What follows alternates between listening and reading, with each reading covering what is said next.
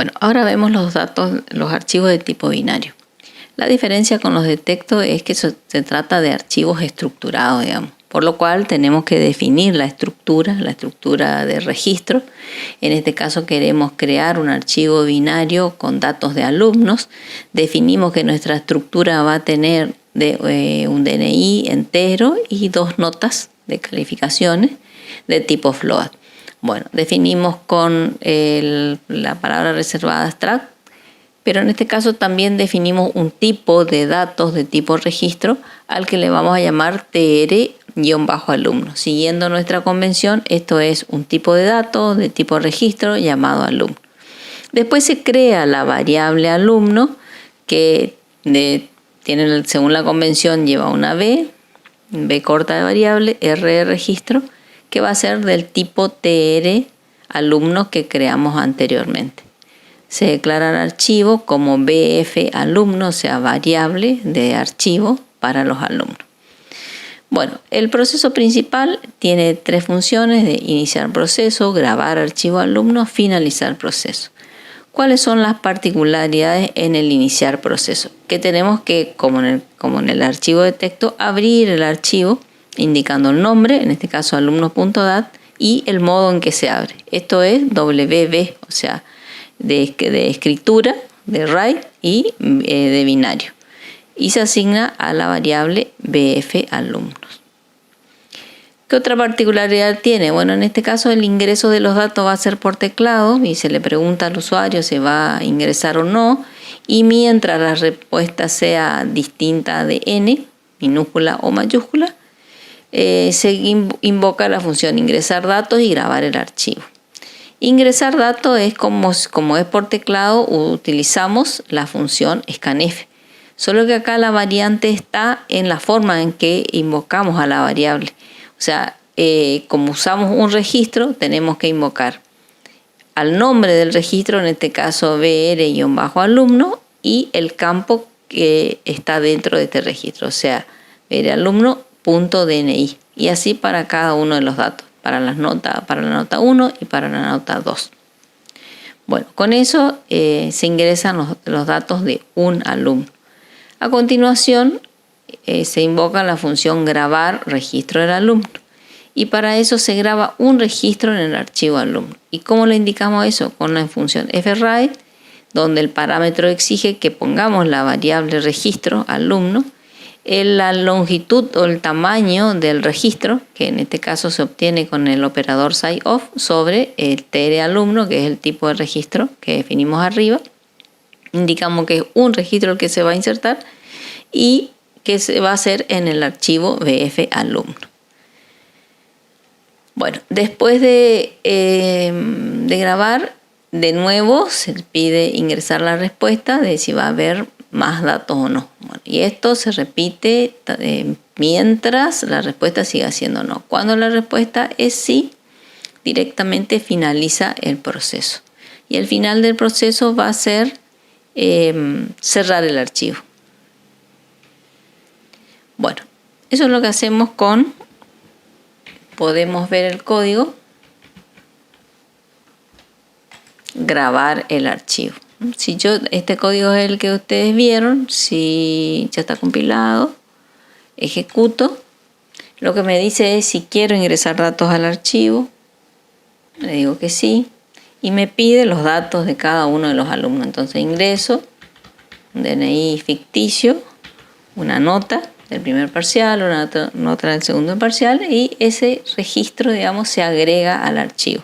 Después me pregunta si quiero agregar otro, le digo que sí, ingreso un DNI cualquiera, las notas del parcial 1, del parcial 2, voy a agregar 3, ingreso DNI ficticio, 8 y 9. Bueno, le digo que no, si no nos vamos a pasar el día entero acá, y tenemos entonces ya grabado el archivo. Muy bien. Como en el caso anterior, lo que queremos después es no solamente grabar, con este código grabamos, pero ahora quisiéramos poder leer. Para leer ese archivo .dat, nuevamente tengo que declarar un tipo de datos, o sea, tengo que indicarle con qué estructura se grabó, que en este caso era DNI, nota 1, nota 2. Usamos también el mismo tipo de registro, alumno. Se crea también la variable alumno, o sea, todos los pasos que vimos antes. ¿Cuáles son las diferencias ahora? En que, bueno, iniciar proceso, procesar alumno, finalizar proceso, exactamente lo mismo.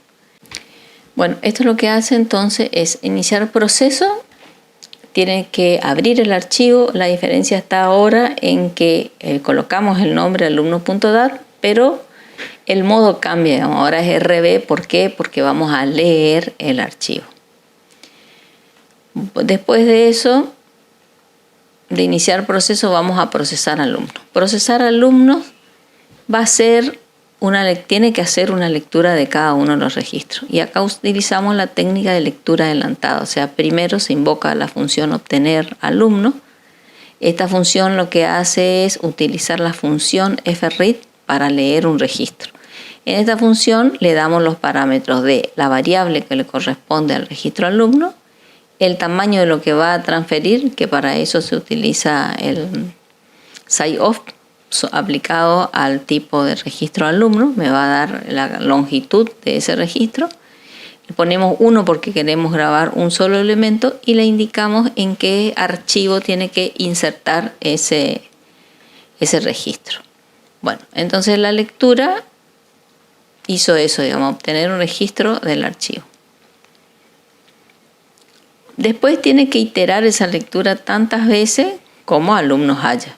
¿Y cómo sabemos cuántas veces? Bueno, mientras no sea el fin de archivo, que es la ventaja que tenemos ahora, que no tenemos que fabricar un fin de datos, sino que va a leer el archivo hasta que ya no queden alumnos.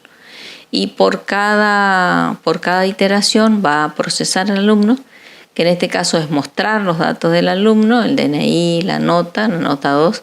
Fíjense que acá, como son datos de un registro, tenemos que poner el nombre del registro y el campo. O sea, ver alumno.dni, ver alumno.nota1, ver alumno.nota2.